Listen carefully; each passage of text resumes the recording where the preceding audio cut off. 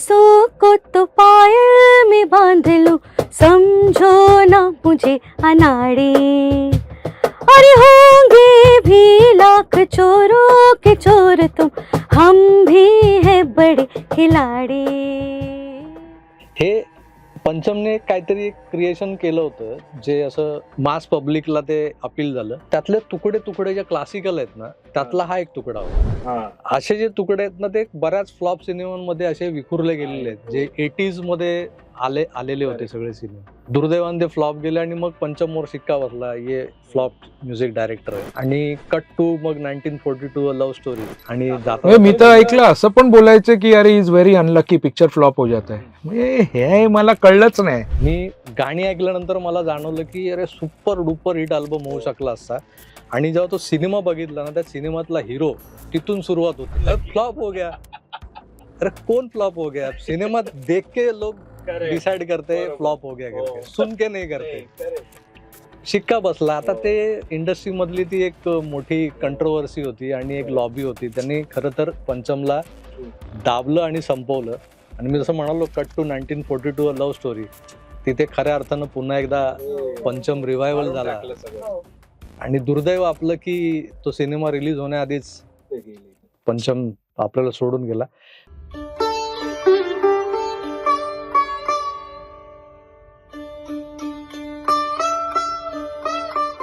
मित्रांनो नमस्कार. तुम्ही पाहताय आकार DG9 आणि DG9च्या विशेष अशा पॉडकास्टमध्ये बरेच दिवस आपण भेटलो नव्हतो. मीच माझाच तो चेहरा आणि नेहमीच आपलं ते प्रक्षोभक राजकारण, याच्या पुढे आपण गेलोच नाही. पण आज निमित्त असं आहे की संगीताच्या दुनियेतला एक रूढी परंपरेला फटकून वागणारा किंवा जी मळवाट असते ती मळवाट सोडून चालणारा असा एक संगीतकार, एक अवलिया कलाकार, ज्याचा जन्म या जून महिन्यात झाला होता. त्याचं नाव मला वाटतं महाराष्ट्रातच काय, भारतात आणि भारताबाहेरही ज्याचे शेकडो, लाखो, हजारो असे जे फॅन्स आहेत, ज्यांना संगीताचा कान आहे, त्या प्रत्येक कानसेनाला आवडणारा असा एक अवलिया संगीतकार, एक अवलिया कलाकार म्हणजे पंचम. आता पंचम म्हणजे कोण तर RD बर्मन, राहुल देव बर्मन. पंचमचा वाढदिवस 27 जून आणि त्या औचित्यानं आज आपण काही तशाच कलाकारांशी गप्पा मारणार आहोत, ज्यांचे विचार आणि ज्यांचा हा जो काही संगीत प्रवास आहे तो पंचमच्या प्रेरणेनं होत आहे किंवा सुरू आहे. जून महिना म्हटला की सतत इकडे तिकडे आपण वर्तमानपत्रातल्या जाहिरातीत किंवा इतर ठिकाणी, आता सोशल मीडियावर जाहिराती व्हायला लागल्यात, तिथे बघतो की अमुक पंचम, तमुक पंचम, सदाबहार पंचम, नॉनस्टॉप पंचम, असे पंचम पंचम पंचम दिसतात आपल्याला. पण एक वेगळा कार्यक्रम ही मंडळी घेऊन येतात, त्याचं नाव आहे मॅव्हरिक पंचम. आता मॅव्हरिक या शब्दाचा अर्थ जो आहे तो मी आधीच तुम्हाला उलगडला होता. रूढी परंपरावादी जे असतात त्यांच्यापेक्षा वेगळा विचार करणारे किंवा जी मळवाट असते त्या मळवाटेच्या विरोधात किंवा प्रवाहाच्या विरोधात जाऊन जो वागतो, जो आपला एक वेगळा स्वतंत्र असा ठसा निर्माण करतो, त्याला मॅव्हरिक असं म्हणतात. आता हे वेगवेगळ्या व्यवसायात त्याची परिमाणं बदलत जातात, त्याचे अर्थ बदलत जातात, पण संगीताच्या दृष्टिकोनातून पंचम हाच खऱ्या अर्थानं मॅव्हरिक होता. आता हे मॅव्हरिक पंचम हे काय आहे, नेमकं काय भानगड आहे, ते जाणून घेण्यासाठी आज आपल्या सोबत दोन असे दिग्गज कलाकार आहेत. एक संगीताच्या दुनियेतला एक महत्वाचा पैलू असतो अरेंजमेंट, म्युझिक अरेंजमेंट. त्यात रिदम अरेंजमेंट ही सगळ्यात महत्वाची. आणि पंचम अर्थात रिदमचा बादशाह होता. त्या पंचमचा प्रचंड पगडा असलेले दोन कलाकार, त्यातले एक म्हणजे अनुपम घटक आज आपल्या सोबत आहेत. अनुपमजी नमस्कार. नमस्कार. नमस्कार. आणि दुसऱ्या सगळ्यांच्या लाडक्या गायिका शैलजा सुब्रमण्यम. यांच्या आवाजाचा गोडवा इतका पसरलाय की यांच्या प्रेक्षकांची तक्रार असते की यांचा कार्यक्रम बघितल्यानंतर त्यांची शुगर लेवल वाढलेली असते. आता नेमकं करायचं काय? गाणं तर ऐकायचंय. तर ही गाणी जेव्हा आपण ऐकतो, गाणी ऐकताना आपल्याला त्यातला पंचम आणि एकंदरच पंचमच्या संगीत प्रवासातल्या ज्या ठळक घडामोडी आहेत त्याही ऐकायच्या असतात. पण हा जो वेगळा प्रयोग जो केलाय या मंडळींनी, त्या प्रयोगाबद्दल आपण त्यांच्याशी बोलून जाणून घेणार आहोत. कारणही तसंच आहे आणि मला वाटतं आमच्या गप्पांमधून ते सगळं जी काही कारणं आहेत ती उलगडत जातील. सर्वात आधी अनुपमजी मला तुम्हाला विचारायचं आहे, की मॅव्हरिक पंचम ह्या पद्धतीचा कार्यक्रम करणं, हे तुमच्या डोक्यात कसं काय आलं? म्हणजे नेमकी थॉट प्रोसेस काय होती? ऍक्च्युली मी एकटा नाही आहे ह्याच्यात. शैलजा पण, आम्ही दोघे आर डी बर्मन आम्ही फॅन आहोतच, आणि तसंही आम्ही बाकी म्युझिक डायरेक्टर्स पण आर डी बर्मन विशेषतः, कारण जसं तुम्ही बोललात मॅव्हरिक, आर डी बर्मन खरंच मॅव्हरिक होते. ते आम्ही विचार दरवेळी करतो की आजची जर टेक्नॉलॉजी आहे जे काय आहे, जर आज पंचमदा असते तर साऊंड कसा झाला असता हे सगळं. पण आता नाहीये तर काय करायचं. आणि मेन ह्याचा मुद्दा असा आहे की सगळेच प्रोग्राम करतात, चांगले प्रोग्राम करतात. आर डी बर्मनचे आता जून महिना चाललाय, आर डी बर्मनचाच महिना आहे, त्यांचा वाढदिवस आहे 27ला. तर आम्ही असा विचार केला की आर डी बर्मन जे स्टेजवर 30-40 गाणी वाजतात, तिथे आर डी बर्मन संपत नाही, त्यांचं म्युझिक संपत नाही. त्याच्या पलीकडे भरपूर काय त्यांनी करून ठेवलेत, जे आपल्याला एक्सप्लोर केलं पाहिजे आणि लोकांपर्यंत पोहोचवायला पाहिजे. आता हा एक मुद्दा होता, आणि हे कसं करायचं. तर हे कसं करायचं म्हटल्यावर मग आम्ही विचार केलेला की आपण काहीतरी वेगळी गाणी घेऊया, जे लोकांनी ऐकले पण नाही, एवढं काही फेमस झालेलं नाहीये किंवा स्टेजवर वाजत नाहीये. त्याला आपण एक सोपं करून रिअरेंजमेंट करून थोडासा, ऍक्च्युली बघा त्यांनी एवढं करून ठेवलंय, रिअरेंज करायची गरजच नाही, ऑलरेडी ते सगळं आम्हाला ताटात मिळालेलं आहे. पण आता लोकांपर्यंत पोहोचवायचं आपण, आणि आजचे म्युझिशियन, आम्ही आजची पिढी, आमचा दृष्टिकोन कसा आहे आर डी बर्मनला बघायचंय. आम्ही तर कधी बघितलं नाही पंचमदाला कधी, पण ते कसं काम करत असतील, जर आज असते तर काय करू शकले असते किंवा पॉसिबिलिटीज काय असते, तर त्या हिशोबाने आम्ही तसा अप्रोच घेऊन आम्ही प्रयत्न करतो की नवीन गाणी, त्यांची वेगळी गाणी, जरा जे जास्त फेमस नाही झालेत किंवा स्टेजवर वाजत नाही. ऑफकोर्स आय मीन आता जे आर डी बर्मनचे फॅन आहेत त्यांना ही गाणी माहिती आहेत सगळी, पण बाकी इतर लोकांकडे पण आपण पोचवूया, प्रयत्न तरी करूया. काय फार तर फार काय होणार आहे, लोकांना अरे हे गाणं कशाला, आम्ही कधी ऐकली नाही. पण ते काय होतं माहितीये, ते स्लो पॉइझन सारखं आहे, हळूहळू ऐकता आणि नंतर ते आवडायला लागतं. काही गाणी अशी पण आहेत. तर that was the whole idea. आम्ही विचार केलं की आपण काहीतरी वेगळं करूया, जे सगळे करतात ते कशाला, आपण आउट ऑफ द बॉक्स प्रयत्न तरी करूया. आणि आर डी बर्मन स्वतःच आउट ऑफ द बॉक्स करायचे, इनोव्हेटिव्ह होते. तर आम्ही त्या स्ट्रीमवर आणि लाईनवर विचार करून आम्ही असं विचार केला की आपण करूया काहीतरी, आणि नाव पण आता आपण तसंच देऊया की something is different, and he was different. अनेक संगीतकारांनी ज्या वाटेवरून चालून आपला ठसा उमटवला होता, त्या वाटेच्या थोडस विरोधात जाऊन पंचमने एक वेगळी वाट निर्माण केली. बरोबर. आपण मागे एक कार्यक्रम केला होता याच स्टुडिओत, ट्रेंड सेटर. करेक्ट, पंचम एक्झॅक्टली ट्रेंड सेटरच होते. येस, तो माणूस ट्रेंड सेटर होता. म्हणजे नवीन जे काही यायचं, आपण जे आपल्या कानावर पडायचं, ते त्याचा क्रिएटर कोण तर पंचम होता. करेक्ट. आणि रिदम मध्ये तर जे काही करामती करून ठेवल्यात हो, त्याला हो. काही तोडच नाही.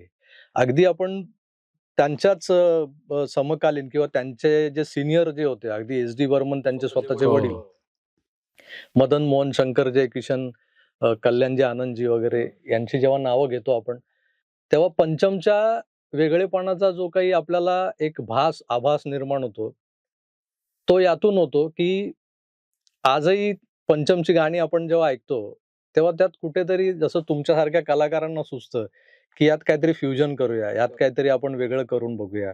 हे करत असताना तुम्ही एक वेगळा प्रयोग केला की काही असेही कलाकार जे म्हणजे पर्कशन्सवर जे खेळतात, जे वेगवेगळ्या वाद्यांवरती त्यांची हुकूमत आहे, त्यांना इनकॉर्पोरेट करून ही गाणी तुम्ही खऱ्या अर्थानं सजवली आहे. ऍक्च्युली तुम्ही सादर नाही केली आहेत लोकांसमोर.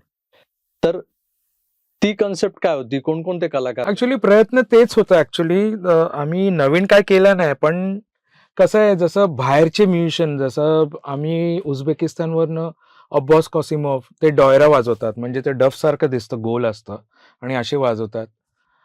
तर त्यांना आम्ही अप्रोच केला, ते एकदम एका पावलावर ते बोलले, अरे मला इंटरेस्ट आहे, मी करेन. मग अरुण कुमार ड्रमला, आम्ही ड्रम वाजवायला बोलवलं बँगलोरवरनं. Abhay Sharma saxophone player, I D Rao. Abhay Sharma आलेले दिल्लीवरनं, मानस कुमार व्हायलिनला, आय डी राव मुंबईचे आहेत. नंतर कल्याणी देशपांडे पुण्यातली आहे, सितार वादक.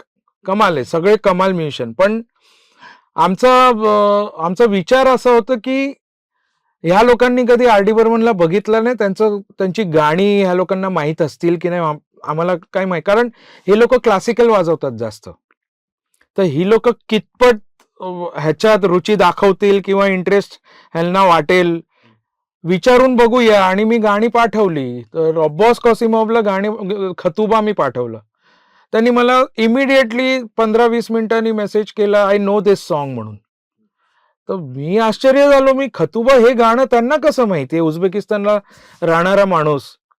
ते बोलला, नाही नाही मी भरपूर ऐकलंय आर डी बर्मनची गाणी. तर ते बोलला, मग हे काय माहितीये, एक पुश मिळतं आपल्याला, एक प्रोत्साहन मिळतं, चला आपण करूया, मजा येईल ह्याच्यात. आणि ह्याचा मेन मुद्दा असा होता की ह्या लोकांचा दृष्टिकोन काय असेल.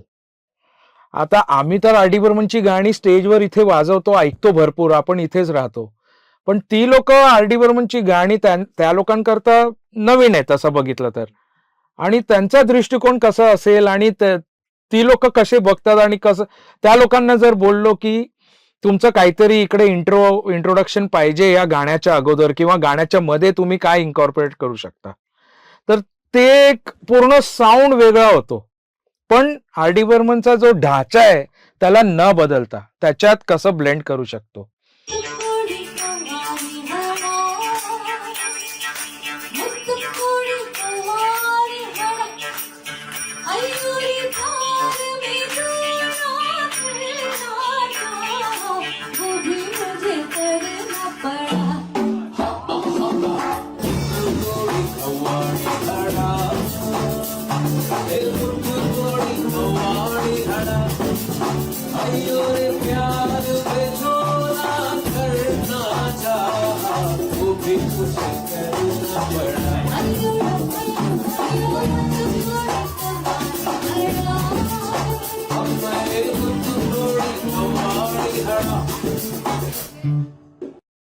नाही नाही, हा प्रयोग खरंच खूप चांगला प्रयोग होता आणि धाडस वगैरे नाही म्हणता येणार याला. क्लासिकल तुम्ही म्हणालात की हे सगळे क्लासिकल वाजवणारे लोक होते, आणि पंचमची गाणी थोडस तुम्हाला स्वतःलाच तुम्हाला थोडस कुठेतरी ती हिचकिचाहट जी म्हणतो ना हिंदीमध्ये, अरे हे कर सकते है क्या. मुळात तो जो काही समज निर्माण झाला ना की पंचम आणि क्लासिकल, बऱ्याच लोकांना पंचम म्हणजे पिया तू अब तो आजा, तेच माहिती. पण पंचमची क्लासिकल गाणी जी इतकी सुपर डुपर हिट आहेत, पण ती गाणी वाजत असताना असं वाटतच नाही. अगदी पंचमच्या पहिल्या सिनेमातलं छोटे नवाब मधलं घर आजा घिर आहे हे जेव्हा वाजतं ना, तेव्हा कोणी म्हणू शकत नाही की याचा संगीतकार आर डी बर्मन आहे. जे इव्हन मी पहिल्यांदा ऐकलं तेव्हा मला असं वाटलं होतं की हे कदाचित मदन मोहनचं गाणं असू शकतं. मदन मोहन स्टाईल एकदम ज्या माणसाला आपल्या गाण्याचं ठेवणच तशी आहे. आणि हे अशी गाणी पंचमने दिलेली आहेत. त्याचबरोबर पंचमची जी स्वतःची जी वेगळी ओळख आहे, जग ज्यामुळे ओळखतं पंचमला, तेही सगळं आहे. अशा असताना तुम्ही काहीतरी वेगळी थोडीशी गाणी, म्हणजे जी जास्त प्रचलित नाहीयेत, कोणाच्या कानावर जास्त पडलेली नाही, तशी तुम्ही गाणी निवडलीत. मुद्दाम शैलजांना मी विचारेन की आता त्यातलं असं कुठलं गाणं म्हणजे मॅव्हरिक पंचम मध्ये तुम्ही सादर केलं होतं की जे तुम्हाला ते सादर करताना खरोखरच असं वाटलं की हे गाणं लोकांनी का नाही उचलून धरलं. खुशबूचं गाणं, दो नैनों में आंसू भरे हैं. इनफॅक्ट मला खूप लोकांनी मला इनफॅक्ट मेसेजेस केला की ही गाणी आम्ही कधी ऐकलेलं नाही ऑन स्टेज. आम्हाला खूप बरं वाटलं हे गाणं ऐकून. तर अँड नंतर सोना रूपा अँड झूठे तेरे नैन. तर हे सगळी गाणी लोकांना प्रचंड आवडलं. आणि नंतर ज्या गाण्यामध्ये आम्ही काहीतरी वेगळं करण्याचा प्रयत्न केला, दॅट इज तुम जैसों को तो पायल में बांध लूं. तर हे ॲक्चुअली जे वेगळं वेगळं करण्याचा जो प्रयत्न केला आम्ही, लोकांचा एवढा प्रतिसाद होता या गाण्याला, की लोकांनी इनफॅक्ट मेसेज करून विचारलं, "which is this song that you performed? We want to know and which film?" म्हणजे दे वर व्हेरी इन्क्विजिटिव्ह झाले, की की आम्हाला please tell me which is the song, I want to hear it again. तर हे risk मी म्हणणार नाही, पण लोकांना ही गाणी आम्ही वी वॉन्टेड टू पोहोचवायचा होता, की Panchamda is even more than Piya Tu and Dum Maro Dum. म्हणजे he doesn't just stand there. म्हणजे Panchamda is variety, versatility in every sense. Classical म्हणा, आता जे तुम्ही म्हटलात, की घर आजा गिरा है. तसंच पडोसनचं गाणं, शर्म आती है, आज ये कहना होगा. म्हणजे एवढं म्हणजे व्हरायटी त्यांनी दिलंय, राइट फ्रॉम तुम्ही म्हणा कॅबरे म्हणा, की क्लासिकल म्हणा, की कॉमेडी म्हणा, की इट्स अ कंप्लीट व्हरायटी. तर आमचं हेतू असा होता, की to bring in some songs which unpopular आहे, पण लोकांनी ऐकलंय.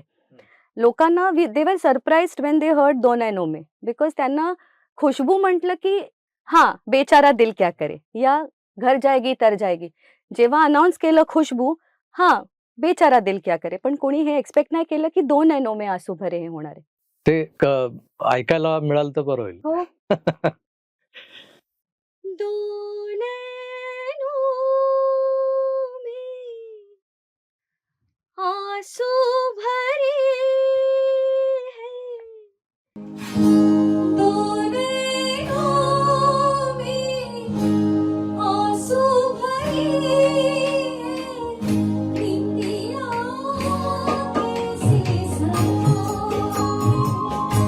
निंदिया दो नैनों में आंसू भरे हैं, निंदिया कैसे समाए.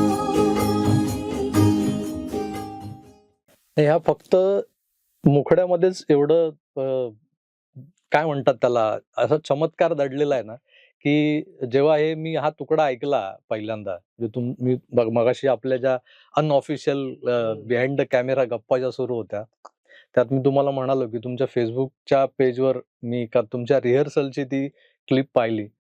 तेव्हा मी पहिल्यांदा ते थांबून ऍपल म्युझिकवर जाऊन शोधलं, की हे गाणं कुठलं आहे.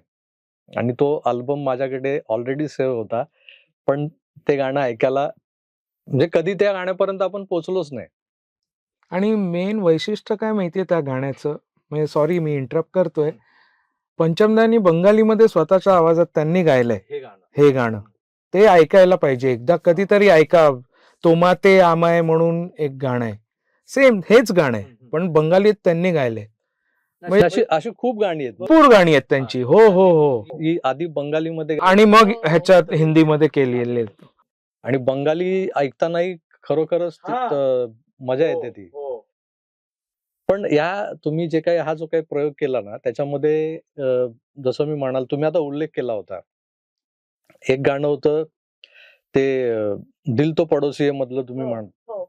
आता हा जो काही अल्बम आला, जसं मी मगाशी म्हणालो, की प्रचंड हाईप होती. गुलजारची गाणी, पंचम आणि आशा, हे असं त्रिकूट, आणि खूप चर्चा, म्हणजे जे असं इंटेलेक्च्युअली लिहितात ना वगैरे, त्यांच्याकडून असं सातत्याने एकतर दिल तो पडोसी आहे आणि ते पॅन्थेरा हा एक अल्बम. पॅन्थेरा माझ्या दुर्दैवाने मला ऐकायला मिळालं नाहीये अजून, म्हणजे त्यातली गाणी नाही मिळाली ऐकली. दिल तो पडोसी आहे मी जेव्हा विनाईलवर आलं रेकॉर्डवर, ते मी विकत घेतलं आणि त्याच्या आधी मी ऍपल म्युझिकवर डाउनलोड केलं होतं. पण ती गाणी अशी पटकन पहिल्या तुम्ही जेव्हा सुरू करता ना, की ती अशी लागल्या तुम्हाला पटकन अपील होत नाही. करेक्ट. मी अक्षरशः एक मिनिटांनी ती 12 गाणी अशी चेंज करून बघितली आणि मला असं वाटलं, की काय मजा नाही आली आणि मी बंद केलं. पण नंतर मी सविस्तर जेव्हा शांतपणे पूर्ण एक गाणं पूर्ण ऐकलं, तेव्हा मला त्यातला वेगळा पंचम जाणवला. आता दिल तो पडोसी आहे बोलताना लोक बरेच त्याच्याबद्दल दिल पडोसी आहे. हा, दिल पडोसी आहे. पण असे बरेच सिनेमे आहेत हिंदीमध्ये, हा, की ज्यांच्याबद्दल फारसं कोण बोलत नाही, ते फ्लॉप झालेले सिनेमे आहेत. पण त्या फ्लॉप सिनेमामध्ये पण पंचमचं म्युझिक होतं, ते जगावेगळं होतं. भरपूर पिक्चर आहेत. आनंद तुम्ही बोललात जसं, नंतर आनंदी आनंद, नंतर गरम रोज. मसाला, रेड रोज, तरी बाहेर गाणी माहिती आहेत. अशी भरपूर, इश्क इश्क इश्क, डार्लिंग डार्लिंग, सितमगर. सितमगर, मिस्टर रोमियो, ह्यातली गाणी आहे का, काय गाणी आहेत, एक एक कमालची गाणी आहेत. आणि दिल पडोसीचा तुम्ही उल्लेख करताय, त्याच्यात आता ऑड टाइम सिग्नेचर आपण म्हणतो ना, आपलं कसं असतं जनरली पिक्चरची गाणी एक 4 मात्रामध्ये, 8 मात्रामध्ये किंवा 3 मात्रामध्ये, दादरा किंवा केरवामध्ये. ह्याच्यात 17 मात्राचं एक गाणं बनवलंय, झूठे तेरे नैन, जे आमचं दोघांचं पर्सनल फेवरेट आहे ते गाणं. आणि आशाबाई ज्या गायल्यात ते कमाल. त्याचं अरेंजमेंट म्हणजे सुरुवातीला कोणाला असं विचारलं तर किती मात्रे शोधत बसेल, पण एवढं सीमलेस बोलतो ना आपण, एवढं स्मूथली गाणं जातं. ते 17 मात्रापासून 8 मात्रा केरवामध्ये येत आहे गाणं, कळत पण नाही. तर ही जी मजा आहे ना, हे आरडीवर सोडून अजून कोण म्हणजे करू शकले असते किंवा करत असतील, पण बाहेर येत नाही किंवा ती लोक डेअरिंग करत नाहीत. बाहेर कमर्शियली असं ही गाणी दिल पडोसी, मी पण त्याच मताचा आहे. सुरुवातीला पहिल्यांदा जेव्हा ऐकलं असं वाटलं की अरे हा, आरडी बर्मन दिख नाही रहा है इसमें असं, पण जेव्हा खोलात जायला सुरुवात केली तेव्हा कळलं की अरे इट्स ऑल अबाउट साऊंड. आणि नॉन फिल्म गाणं असं एका ह्याच्यात बनवायचं अल्बमला, इनफॅक्ट एव्हरी सॉन्ग, रात चुपचाप, माझी रे माझी रे माझी, अरे इनफॅक्ट वेस्टर्न पण केलंय विथ कोरस, दॅट इज कोई दिया जले कहीं. नंतर माझी रे माझी म्हटलं फोक स्टाईल, माझी रे माझी रमैया माझी, मोई नदी के उस पार जाना है. सगळी गाणी, each and every, all the 12 songs. त्यात गंमत एक आहे, दिल पडोसी मध्ये अँबियंट साऊंड म्हणतो ना आपण, तो मोठ्या प्रमाणात वापर. खूप म्हणजे पाण्याचं साऊंड हो, बोला, हो, हो. पक्ष्यांचं, आणि Everything. Sound effects Yes. भरपूर आहेत. हे उद्योग दुसरा कोण करत नाही. नव्हता ना. नाही, विचार पण नाही करू शकत. विचारच नाही. करत नव्हता. म्हणजे माझी रे माझी मी असं ऐकून, ऑफकोर्स फ्रॉम पंचमदा म्युझिशियन्स, ते जे की त्यांनी पेपरमध्ये बोट बनवून त्यांनी पाण्यात सोडलं आणि मग हाताने ते आवाज केलं बालडीमध्ये पाण्याचं, आणि ते रेकॉर्ड केलंय माझी रे माझी मध्ये. आणि ऐकताना असं वाटतंय की नाही, हे खरोखर एका मोठ्या महान संगीतकाराची जी लक्षणं असतात ना, ती सगळी आहेत. ही आपण यापूर्वी बऱ्याच कार्यक्रमांमध्ये किंवा अशा मुलाखतींमधून, पॉडकास्टमधून, अगदी बोरकर काकांसोबत आपण इथे याच ठिकाणी बसलो होतो, तेव्हाही बोललो, तेव्हा आपण सँड पेपर पासून केलेला आवाज किंवा आगगाडीचा आवाज ते सँड पेपर घासून करायचे. हो, आपण जी फणी वापरतो केस विंचरायला, त्याच्यातून क्रिएट केलेला आवाज, किंवा तुमच्या रिकाम्या बिअरच्या बॉटलमध्ये अर्ध पाणी भरून काढलेला आवाज, हे असे उद्योग दुसरा कोणी करू शकत नव्हता. ते सगळं म्हणजे काही केलं ना, चालताना पायातला आवाज, आपण चालताना चपलातला आवाजातनं पण म्युझिक शोधायचे. ऍक्च्युअल रिअल म्युझिशियन म्हणतो ना, म्हणजे खरा म्युझिशियन एक, की त्यांना कुठचाही जगातला, कुठचाही या सृष्टीतला कुठचाही आवाज म्हणजे म्युझिक आहे त्यांच्याकरता. आता तुम्ही जे परदेशी संगीतकार जे बोलवले होते, त्यांनी ते अब्बास कसिमोफ, तर ते जे वाद्य वाजवतात, त्या वाद्याचा वापर फक्त खतुबामध्ये होता, किंवा मला वाटतं ते खतुबासाठी तुम्ही ते स्पेसिफिक एक्झॅक्टली, कारण हो, थोडा अरेबिक साऊंड असा हवा होता. बाबा चालीस चोरचं गाणं आहे ते, तर त्याची पार्श्वभूमीच तशी आहे. बरोबर. पण ते वाद्य दुसऱ्या कुठल्या गाण्यात, आता मॅव्हरिक पंचम मध्ये आम्ही ते वाद्य यम्मा यम्मा मध्ये वापरलं, यूज केला त्याला, शानचा. तर सुरुवात अशी केली, आधी अब्बास वाजवतायत सोलो विलो सगळं, आणि मग तुम्ही पिक्चर मध्ये बघितलं असाल तर तिकडे एक खंजिरी वाजते, तर शशी कपूरच्या हातात एक खंजिरी आहे की अमिताभ बच्चनच्या हातात, शशी कपूरच्या हातात आहे, खंजिरी वाजते. तर अब्बासकडे पण तशी खंजिरी आहे, त्याला पॅन्डिएरो म्हणतात. पण त्यांनी काय केलंय, जपानमध्ये जाऊन त्याला डिझाईन करून घेतलंय, तर ते दिमडीसारखे पण आवाज येतात त्याच्यात, प्रेशर देऊन ते बेंड करू शकतं. तर ह्या 2 इन्स्ट्रुमेंट त्यांनी एम मध्ये या शोला त्यांनी त्याचा वापर केला. ते बोलले की I want to try this. मी बोला of course it's all open with you, just don't disturb my song. तर नंतर ते हसायला लागले, अरे no no no of course not, but I would like to play this, असं बोलून मग रिहर्सलमध्ये ते वाजवायला लागले. आम्हाला मजा यायला लागली. अरे म्हणलं अरे हे वाजवा मग ह्याच्यावर. तर त्यांनी त्याच्यात ते एक तर डॉयरा मी बोललो ते डफ सारखं असतं, पण उंच हलगी सारखी असते. ऍक्च्युअली डफ पण नाही, हलगी सारखा साऊंड असतो त्याला. तर ते लोक पण हलगी आपलं गावात कसे गरम करतात, तर हे डॉयरा पण गरम करतात लाईट समोर ठेवून, आणि मग कडक साऊंड येतो एकदम वरचा तार सप्तकात वाजतं ते. आणि त्यांनी समोर धरून असं वाजवतात, ते कठीण आहे. तर त्यांनी ते वाजवलं त्याच्यात, आणि तो स्वतःच माणूस खुश झाला, बोलला अरे मला ना आवडेल दरवर्षी काहीतरी असं करा म्हणजे मी इकडे येऊ शकेन असं. मला ऑफकोर्स काय नको, का नको, आपण केलंच पाहिजे असं काहीतरी.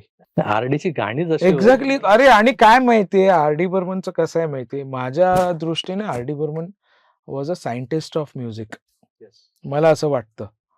आणि त्यांनी जे काय करून ठेवलंय ना, त्याला तुम्ही कसंही तुम्ही मोल्ड करू शकता, ते कुठेही बसतं. इकडे लोक रिमिक्सला वापरतात, आम्ही विचार करतो की नाही ह्याच्यात आपण त्या ढाच्याला तसं ठेवून आपण कसं वापरू शकतो, अजून दुसरा साऊंड ह्याच्यात टाकून ते पण ब्लेंड होतं त्याच्यात.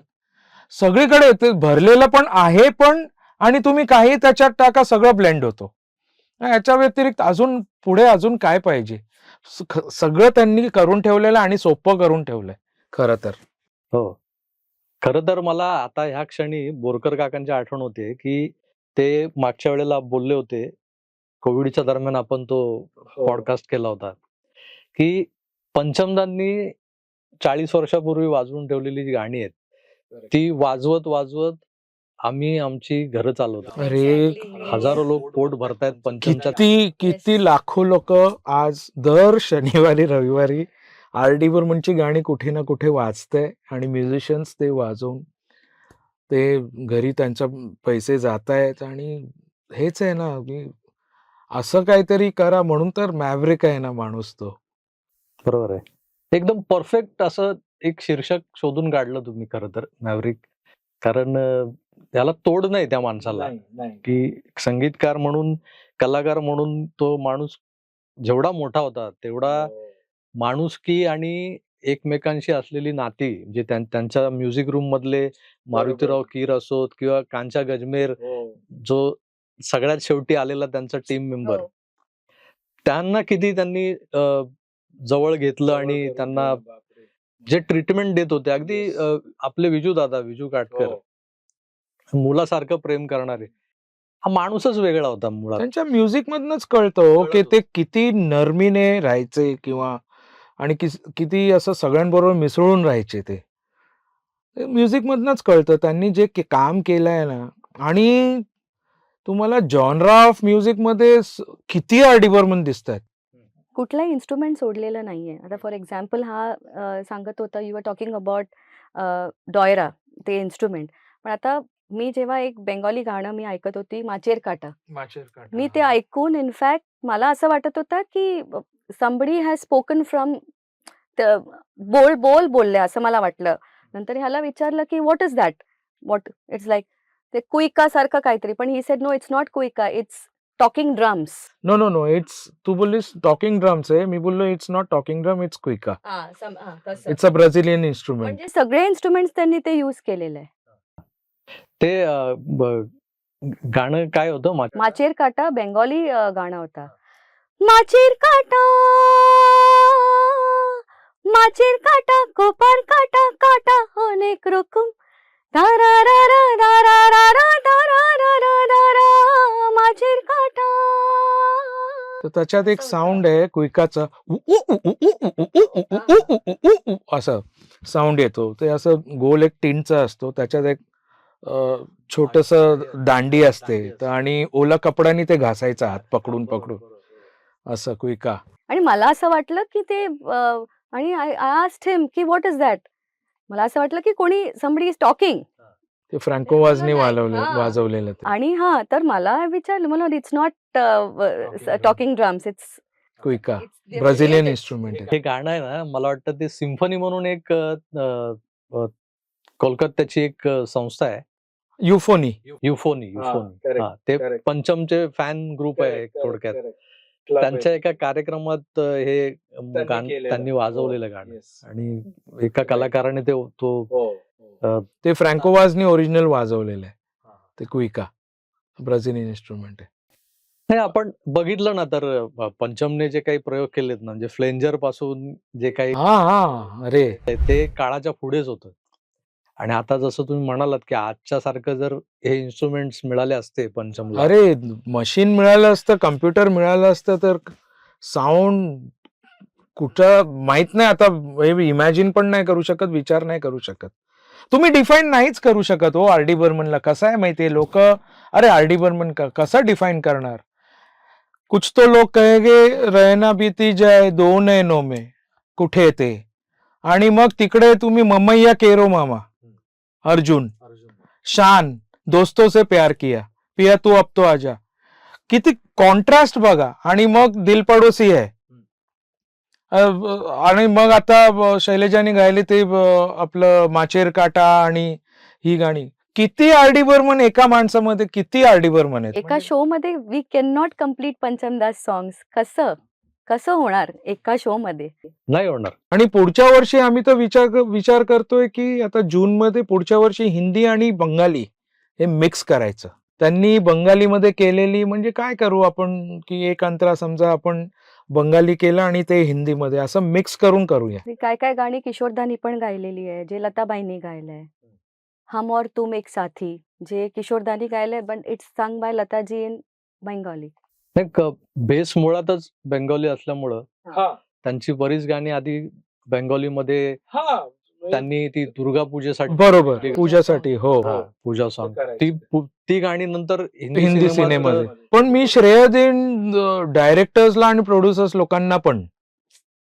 त्यांनी कसं आहे की लोक घाबरतात, अरे डायरेक्टर को पसंद आएगा की नाही. पण पंचमदा ने ये गाना सुनिए आप, देखो ये किया हुआ है आणि डायरेक्टरनी अप्रूव्ह केलंय किंवा प्रोड्युसरनी अप्रूव्ह केलंय. ते पण एक फॅक्टर आहे. नाहीतर हल्ली तर डायरेक्टर जे बोलेल ती पूर्व दिशा, नाही इनसे गवाव ये गाणं, हे चाललंय. पण तेव्हा हे पण होतं ना, विश्वास एकमेकांवर खूप डिपेंडेंट. आणि पंचमदाला आजूबाजूला डायरेक्टर्स आणि ही लोक मिळाले तसे पण. नाहीतर पंचमदाला किती लोकांनी दाबून ठेवलं असतं. नाहीतर अरे एच डी बर्मन, अरे बर्मनदा कैसे करते, ये क्या सुनेगा. ते सुरुवातीला झालेलं पण एक्झॅक्टली सुरुवात झालेली तशीच झालेली त्यांचं. आणि नंतर त्यांना जो देवाची कृपा आणि जो ओपनिंग मिळाला त्यांना, आपलं नशीब. अरे आर डी बर्मनला ऑफकोर्स, म्हणजे काय करायला मिळालं आणि आपण ते आजही ऐकून त्या तुम्ही विचार करा ना, त्याच्यानंतर लोकांना दिसलं एका देहामध्ये किती आर डी बर्मन आहेत, वेगवेगळे प्रकाराचे. तो माणूस डायनिंग टेबलवर बसल्या बसल्या तो काहीतरी क्रिएशन करायचा आणि त्याचं गाणं बनायचं. अशा माणसाला खरं तर कसं आहे की एका अशा छोट्याशा 30-35 मिनिटाच्या चर्चेमधून वगैरे उलगडता येणं कठीण आहे. आणि तुम्ही दिवसभर जरी जसं तुम्ही मागे प्रयोग केला होता की पूर्ण दिवसभर तुमचा कार्यक्रम होता, म्हणजे लताबाईंना तुम्ही डेडिकेटेड केला होता तो कार्यक्रम. आणि 3 होते ना, मला वाटतं की होते 2 दिवसात. ते चिंदरकरांनी केला होता आपण वांद्र्याच्या ऑडिटोरियम. तर असं जरी आर डी बर्मन बद्दल करायचं झालं ना, तरी मला वाटत नाही की तो, अरे मी एका पावलावर आम्ही उभे आहोत, फक्त आम्हाला स्पॉन्सर मिळू दे. बघा मग आर डी बर्मन काय आहे ते आम्ही कसं दाखवायचा प्रयत्न करू. कारण आर डी बर्मन नाही हो, दम मारुदम पियातू मध्ये आर डी बर्मन नाही संपत. आणि आपण तिथेच आर डी बर्मनला गुंडाळून ठेवतो. हा आणि तुम्ही तिथलं plan तिथे केलं? कोणी कोणी असं दम्मारुदम आणि पियातू आणि दुनिया में कोणी मिस नाही केलं.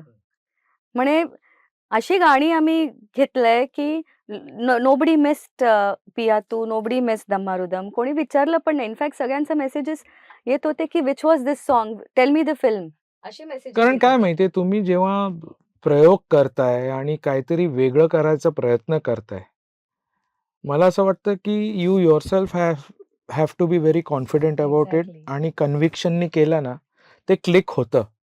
लोकांना दाखवण्यापुरता किंवा कुठच्या तरी कॉम्पिटिशन करता केलं ना तर माझ्या मते ते क्लिक होत नाही. हो. तुम्ही आर डी बर्मनला पूजा करा आणि ते करा ना, व्यवस्थित क्लिक होणार, त्यांचीच साथ असते मग. खरंय खरंय. मला तरी असं वाटतं, म्हणजे माहित नाही, म्हणजे आहे त्यांची कृपा आहे आमच्यावर असं वाटतं मला. नाही, डेफिनेटली. नाहीतर असा वेगळा प्रयोग करणं सहसा लोक करत नाही, कारण लोक तिकीट विकत घेऊन कार्यक्रमाला येतात ना, हा. त्यांच्या काहीतरी हो एक्सपेक्टेशन हो हो. जे मजा नाही आली असं जेव्हा त्याला वाटतं ना, अरे 500 रुपये का तिकीट निघाला, मजा नाही आहे, हे जे आहे ना, हे कलाकारावर दडपण आणतं की अरे यार, त्याला होतं ना मजा नाही किती आली एक का? वेळा. तुम्हाला सांगू, असं पण दिवस बघितलंय जेव्हा आम्ही एक प्रयोग केलेला, सगळी वेगळी गाणी होती आणि एक गृहस्थ आले स्टेजवर इंटरव्हलला आणि मला त्यांनी बाजूला घेतलं. मला बोलले, I am a CEO of a company, तुम्ही हे जे एक्सपेरिमेंटिंग करताय ना ते आमच्या पैशाने नका करू. मला बोललेत हो, तसे. हो, हो. तर मी 5 सेकंड आय वॉज टेकन अबॅक. बरोबर आहे, त्यांच्या दृष्टिकोनाने ते बरोबर बोलतायत. फक्त मी त्यांना एवढं बोललो की सर, याचा अर्थ तुम्हाला आर डी बर्मन माहीतच नाहीये. आर डी बर्मन स्वतः एवढे इनोव्हेशन करायचे, आणि हे जर त्यांनी विचार केला असता, डायरेक्टर जर किंवा प्रोड्युसर बोलला, माझ्या पैशावर तू पिक्चर मी काढतोय, त्याच्यावर तू एक्सपेरिमेंटिंग करू नको, मग आर डी बर्मन झालंच नसतं आज. खरंय. या सगळ्या मंडळींना ना त्या पंचमच्या फ्लॉप सिनेमांची गाणी ऐकवायला पाहिजे, हा की नाही, ते experiment- तयार होत नाही ना, तेच आहे. मी असं होत असतात ना, इन्व्हिटेशन करतात, पार्टी बिटी, त्यांना बोललो ना, नहीं नहीं वो तो ठीक है, लेकिन आप ये गाना सुनो. मैंने सर कौन सा वाला, कंपटीशन सॉन्ग सुनिए. बोले competition song R D Burman वो है ही नहीं, आप असली आर डी बर्मन को सुना ही नहीं है, इसका मतलब कॉम्पिटिशन सॉन्ग म्हणजे हम किसी से कम नहीं, मतलब तिथेच अडकलेत सगळे. पण ते पण नासिर हुसेनने Exactly. बाहेरून ऐकलं ऐकलं होतं, स्टाईल ती तिकडे आणायला सांगितलं म्हणून त्यांनी केलं. पण ते पण बघा, ते पण सोपं नाहीये ना. मी तुम्हाला एक सांगतो हे करायला आणि ते तुम्ही डेलिव्हर करताय, एवढं सोपं आणि नाहीये. ते टोटली वेगळं होतं. एकदम टोटली कॉन्सेप्ट वेगळा होता. ते कॉन्सेप्ट पॅरडी असं कोणी केलेलं होतं आधी? कॉन्सेप्टच वेगळा होता. आमचा असाही विचार आहे की फ्युचरमध्ये जे hard core fans of Panchamda who want to listen to rare songs of Panchamda, असंही आम्हाला एक आहे करायचं की ओनली सिलेक्टिव्ह क्राऊड जे येतील only to listen to his, 200-250 लोक फक्त, आणि त्यांचे एकदम रेअर जेम्स ऑफ ऐकायला जे येतील, तसंही आमचा विचार आहे करायचा. आता जो रिसेंट कार्यक्रम झाला त्यात आता तुम्ही एक गाणं जे ऐकवलं मला, त्याच्या व्यतिरिक्त असं कुठलं एखादं गाणं आहे तुमच्याकडे की जे खरोखर फारसं कोणी ऐकलं नव्हतं, पण तुम जय सोख होतो आहे जे केलं, त्याच्यामध्ये we tried to do something वेगळं करायचा प्रयत्न केला होता. ते रिदम वर आपल्याला हे करता हो, येईल. करता येईल. हा, Yes, मग yes. ऐकवा ना जरा. हो. तुम जैसों को तो पायल में बांध लूं, समझो ना मुझे अनाड़ी, अरे होंगे भी लाख चोरों के चोर तुम, हम भी है बड़े खिलाड़ी. पापा पा पा पा पा पा पा पा पा पा पा पा पा पा पा पा. ह्या तुम्ही जो काय म्हणतात विब्राटो म्हणतात ना याला, मला म्हणजे अगदी हो, तुमच्या एकदम terms- एंडिंग नोट. या तर ह्या नोट वरून मला ते कारवा मधलं गाणं आठवलं की सय्या मै एक दैया ये मैं कहा. कहा फसी. हा. तर ते गाणं कसं आहे की ते बऱ्याच कार्यक्रमांमधून असं फरमाईश सॉन्ग म्हणून घेतलं जातं आणि घेतल्यानंतर मग परत त्याला हे येतं वन्स मोर येतो. हे पंचमने काहीतरी एक क्रिएशन केलं होतं जे असं मास पब्लिकला ते अपील झालं. त्यातले तुकडे तुकडे जे क्लासिकल आहेत ना त्यातला हा एक तुकडा होता. असे जे तुकडे आहेत ना ते बऱ्याच फ्लॉप सिनेमांमध्ये असे विखुरले गेलेले आहेत जे 80s मध्ये आलेले होते सगळे सिनेमे. दुर्दैवाने ते फ्लॉप गेले आणि मग पंचमवर शिक्का बसला ये फ्लॉप म्युझिक डायरेक्टर आहे.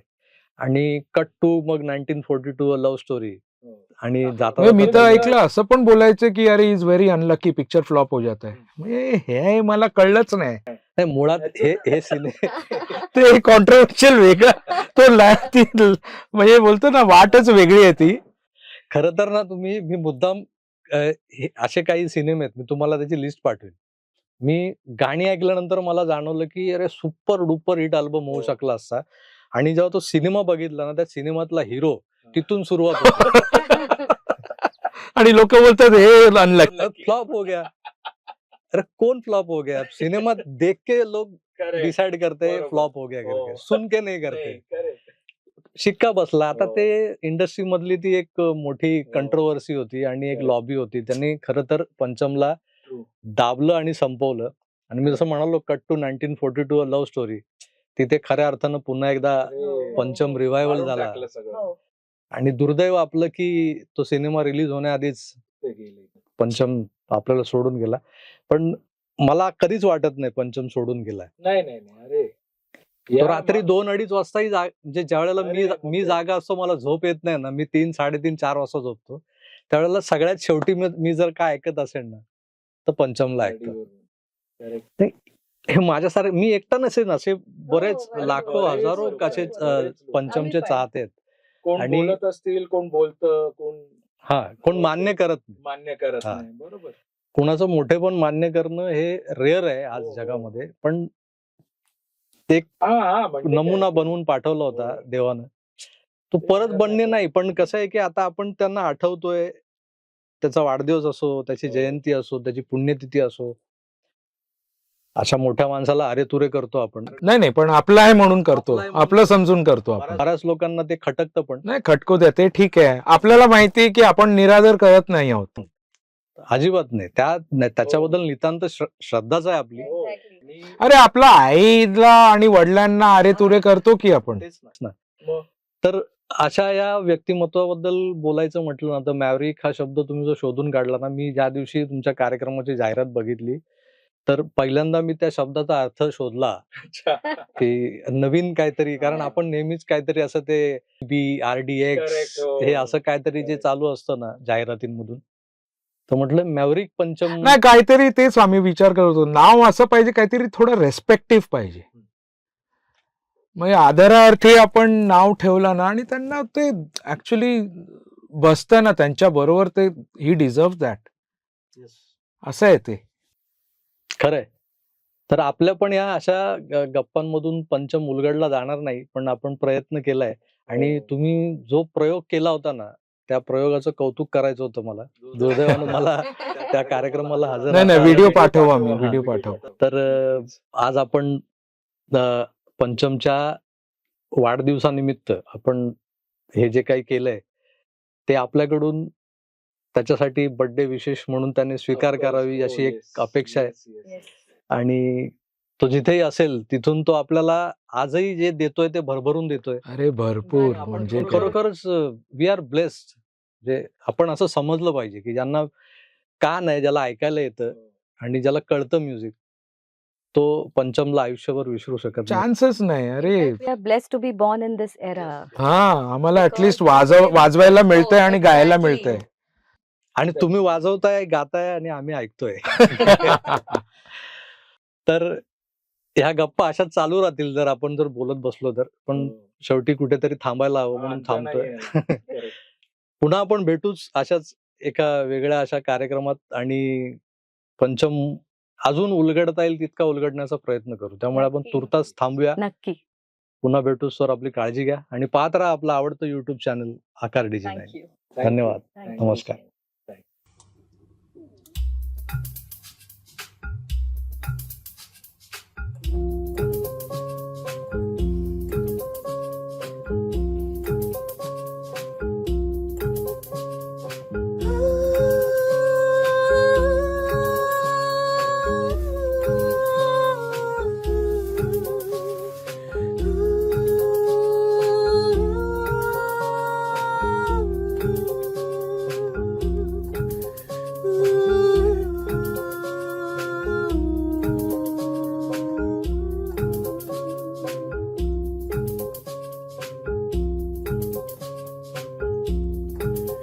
आज की रात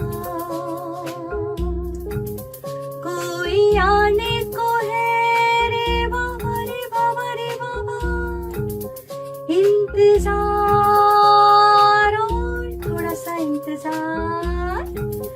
आज की रात कोई आने को है रे बाबा, उसे आने तो दे, वो दिले भी करो, फिर कर लेना जी भर के प्यार। शुभ शुभ शुभ शुभ शुभ